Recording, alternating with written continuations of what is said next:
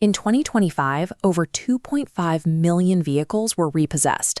That is a staggering, record-breaking number. But even crazier is that people are voluntarily calling their banks to hand over the keys because they simply cannot afford the massive payments anymore. Right now, in major cities across the country, tow truck companies are facing backlogs of up to 4 months. They literally cannot clear the streets fast enough to keep up with the sheer volume of defaulted cars. And this consumer pain is bleeding directly into corporate balance sheets.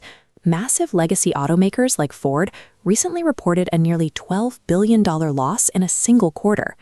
You might look at the top-line data, 16.3 million vehicle sales in 2025, and think the market is stable. But that number is an illusion. We are not looking at a healthy economy. We are watching the slow, grinding erosion of the auto industry. To understand how we arrived at this breaking point, we have to look back. A century ago, Henry Ford introduced the $5 workday. His philosophy was simple. His own factory workers needed to earn enough to actually afford the cars they were building on the assembly line. That commitment to accessible transportation laid the economic foundation for the American middle class. Working families could buy a car, pay it off, and drive it for years. Eventually, the industry abandoned that model. They adopted General Motors' strategy of planned obsolescence. The objective shifted away from building durable, affordable machines and toward deliberately designing vehicles to degrade or feel outdated quickly. The industry successfully trained consumers into a relentless cycle of financing. Today, a massive 66% of Americans trade in their vehicle every 5 years or less. This chart tracks average vehicle prices over the last few years. Since the start of 2020, average MSRPs across all manufacturers have jumped nearly 50%. The average price of a new car has officially crossed the $50,000 mark. If you want a truck, prepare to spend at least $65,000.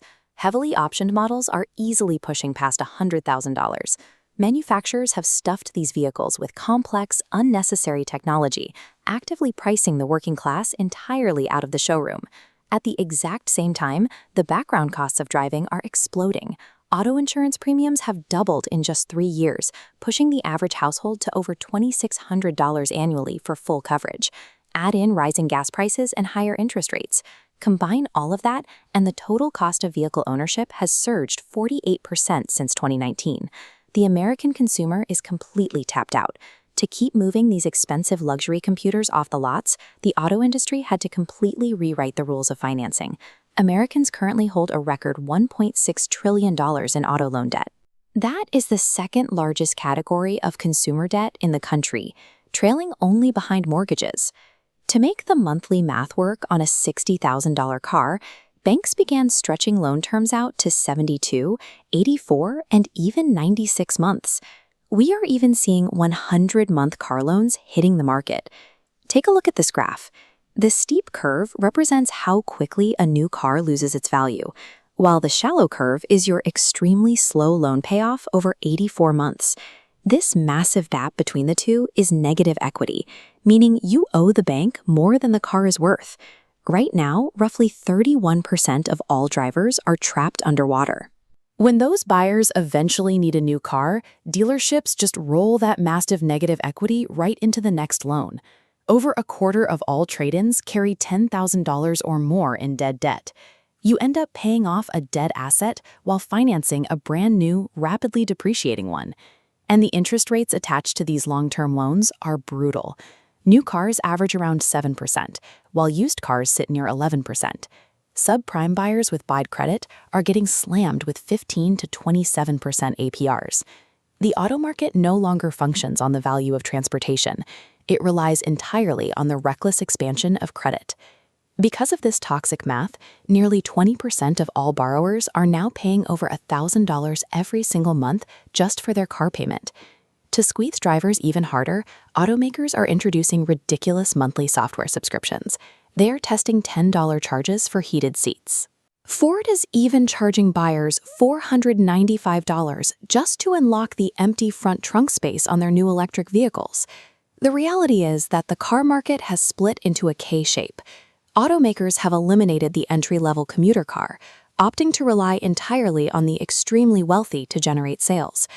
Buyers making under $100,000 dropped from half the market down to just 37%. Meanwhile, wealthy buyers making over $200,000 grew to command 29% of the market. For the average American, the only option left is the used car lot. But with nobody able to afford new vehicles, surging demand for used cars is dragging prices right back up. Desperate buyers are fighting over tight inventory of 15-year-old high-mileage cars that used to go straight to the wholesale option block. Dealerships are exploiting this desperation. They are aggressively taxing consumers by hiding extra fees, ignoring promised rebates, and forcing mandatory add-ons like window tint and wheel locks that instantly tack over $2,000 onto a deal. This deception is so systemic that the Federal Trade Commission recently issued severe warnings to 97 separate dealerships, citing them specifically for deceptive advertising and bait-and-switch pricing tactics. The U.S. workforce practically requires a car to participate in the economy. When a family falls 60 days behind on these inflated payments, the car gets repossessed. Their credit is ruined, locking them out of normal franchise dealerships. They are exiled to predatory buy here, pay here lots, getting hit with 25% interest on a clunker that might not last a year. It creates a wealth destruction spiral that traps the working class forever, and the ripple effects are finally catching up to the big corporate players.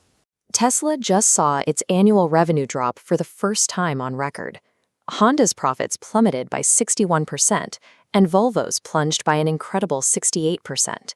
Dealership lots are suddenly overflowing with inventory they cannot sell. If you are looking to buy a car right now, do not get caught in the trap. Do not roll over massive negative equity from a previous vehicle. Do not sign an 84-month loan on a rapidly depreciating asset. The American car industry innovated itself entirely out of affordability. To keep the machine running, they relied on extreme debt and predatory lending. And now, the bill is coming due. The collapse is already underway, and the auto industry is desperately expecting you to bail them out. Do not let them.